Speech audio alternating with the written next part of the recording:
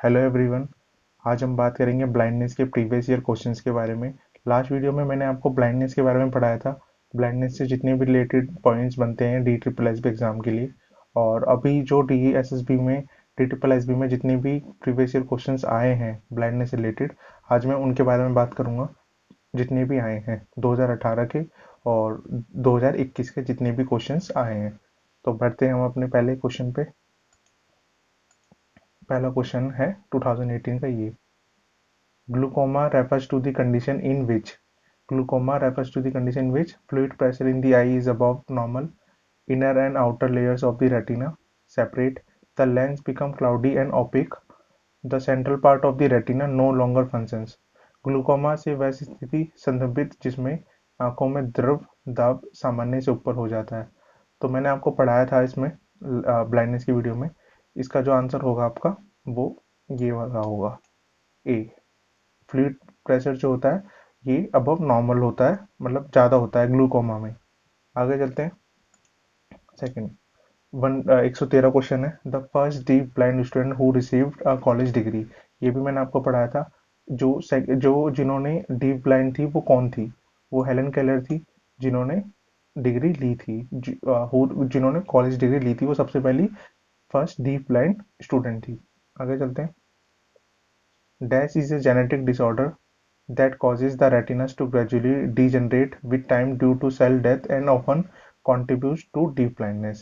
वो कौन सा जेनेटिक डिसऑर्डर है जिससे जो है हमें डीप ब्लाइंडनेस हो सकती है? तो ये भी मैंने आपको पढ़ाया था। इसका आंसर होगा आपका ए। सिलेक्ट कर लेता हूँ। इसका आंसर होगा आपका ए। ये भी मैंने आपको वीडियो में पढ़ाया था, ब्लाइंडनेस की वीडियो में। ये एग्जाम में आपका आया हुआ है। आगे चलते हैं नेक्स्ट क्वेश्चन पे। Deep blindness is a neurological disorder, multi sensory disorder, muscular disorder या फिर नन ऑफ द अबव। इसका जो आंसर होगा आपका डीप ब्लाइंडनेस जो है आपका मल्टी सेंसरी डिसऑर्डर है। आगे चलते हैं। The following factor is considered to be the cause of deep blindness. Deep blindness का क्या कॉजेज हो सकता है? रूबेला, ओसर सिंड्रोम, मेनिंजाइटिस या ऑल ऑफ द अबव। इसका जो आंसर होगा आपका ऑल ऑफ द अबव। आगे चलते हैं। बात करते हैं क्वेश्चन नंबर 157 की। According to RCA act 1992, visually handicapped wears क्या करते हैं? Total absent of light. B है visual acuity not exceeding 20/200 Snellen में। स्नैडल चार्ट जो होता है हमारा, in the better eye with correcting lenses. C है limitation of the field of vision. D है all of the above. According to RCA act 1992 visually handicapped wears, according to RCA act जो है visually handicapped wears क्या क्या करता है? तो उसके अंदर क्या है आपका? इसका आंसर क्या होगा? All of the above. इसका आंसर होगा आपका ये ऑल ऑफ दी अबव, क्योंकि उसकी जो होता है टोटल एब्सेंस ऑफ लाइट भी होता है। विजुअल एक्यूटी जो होती है वो 20/200 से ज़्यादा भी नहीं होती, और लिमिटेशन होती है फील्ड ऑफ विजन की। तो इसका आंसर होगा आपका ऑल ऑफ दी अबव। बाकी आगे चलते हैं। The person who develop the Snellen chart. Snellen chart किसने डेवलप किया था? ये भी मैंने आपको वीडियो में पढ़ाया था।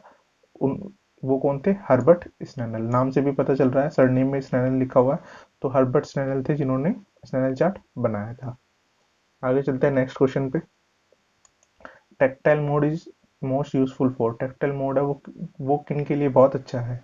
पर्सन विद आईडी के लिए, person with ASD, person with deep blind या फिर पर्सन विद हियरिंग इम्पेयरमेंट। तो इसका आपका आंसर होगा पर्सन विद डीप ब्लाइंड। इसका आंसर होगा पर्सन विद डीप ब्लाइंड। आगे चलते हैं। Student with deep blind has difficulty. जो डीप ब्लाइंड स्टूडेंट है उसको डिफिकल्टी किस चीज में होगी? एंटिसिपेशन में, कॉग्निटिव इम्पेयरमेंट में, वीक ऑन मोटर स्किल्स में या फिर इन अटेंटिवनेस में। तो ये तो बहुत नॉर्मल इजी क्वेश्चन है, आपको देख के पता चल रहा है, क्योंकि कॉग्निटिव उसको प्रॉब्लम नहीं होती, क्योंकि आइज में और सुनने में दिक्कत है, मोटर स्किल्स में भी दिक्कत नहीं होती, ना इन अटेंटिवनेस भी नहीं होती। दिक्कत होती है एंटिसिपेशन में। एंटिसिपेट नहीं कर पाते वो, क्योंकि देख ही नहीं सकते, तो एंटिसिपेट करेंगे कहाँ से? सुन भी नहीं सकते। आगे चलते हैं।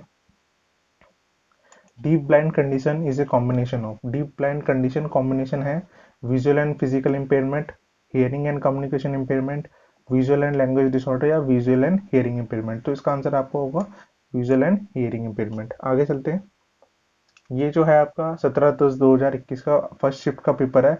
डिसिप्लिन 1 जो है, डिसिप्लिन बटे 5 डिसिप्लिन में आपके पार्ट बटे हुए हैं। तो डिसिप्लिन 1 में क्वेश्चन नंबर 12 है आपका, if a colour blind person choose the occupation to drive a railway engine then the colour blindness will be for him.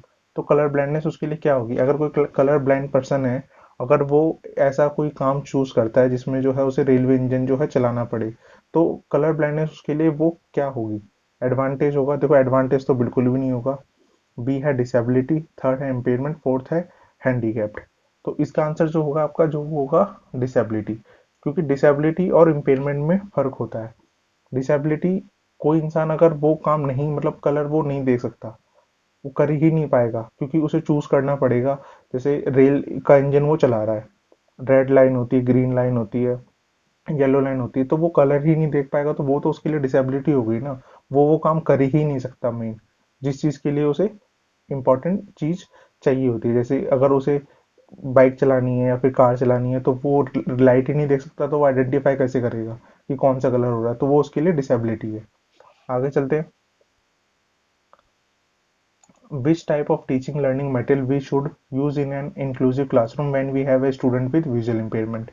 Tactile diagrams, material with small print, projector या फिर use of flash cards. तो इसका answer होगा आपका tactile diagram. Tactile diagram हमें जो है use करना चाहिए जब भी हम वीआई स्टूडेंट को पढ़ा रहे हों या फिर वो हमारी क्लासरूम में हो। आगे चलते हैं। The term legal blindness is defined as central visual activity of dash in the better eye after correction. ये भी मैंने आपको पढ़ाया था। इसका आंसर जो है आपका 6/60 होगा। ए ए होगा आपका 6/60। The term legal blindness is defined as central visual activity, वो 6/60 से बेटर मतलब 6/60 ये होनी चाहिए करेक्शन के बाद, जो उसमें दे रखा था द टर्म लीगल ब्लाइंडनेस, मैंने आपको पढ़ाया भी था। आगे चलते हैं।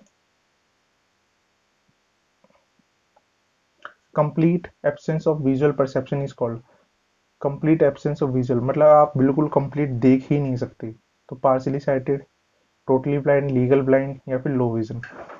तो इसका आंसर होगा आपका टोटली ब्लाइंड, क्योंकि कंप्लीट एब्सेंस का मतलब है आप कुछ देख ही नहीं पा रहे। आगे चलते हैं। Night blindness is mostly cause due to vitamin dash deficiency. Night blindness जो होती है वो किस डेफिशिएंसी की वजह से होती है, तो वो होती है विटामिन ए की डेफिशिएंसी की वजह से।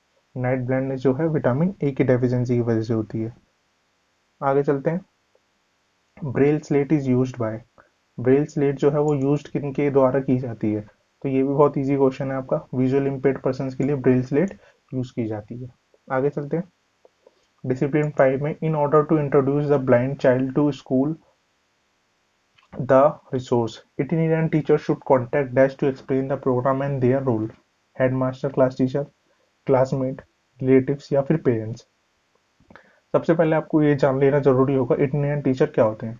इटिनेरेंट टीचर्स वो होते हैं जो ट्रैवलिंग स्कूल टीचर्स कहा जाता है, जो हर स्कूल में जाते हैं और वहाँ के बच्चों के हिसाब से उनकी नीड्स बताते हैं, और जो भी हमारे कलीग जो भी स्कूल के करिकुलम में या फिर किसी भी चीज़ में दिक्कत है तो उस चीज़ को आइडेंटिफाई करते हैं और वो स्कूल के क्लास टीचर को बताते हैं ताकि वो चीज़ें वो इम्प्लीमेंट कर सके।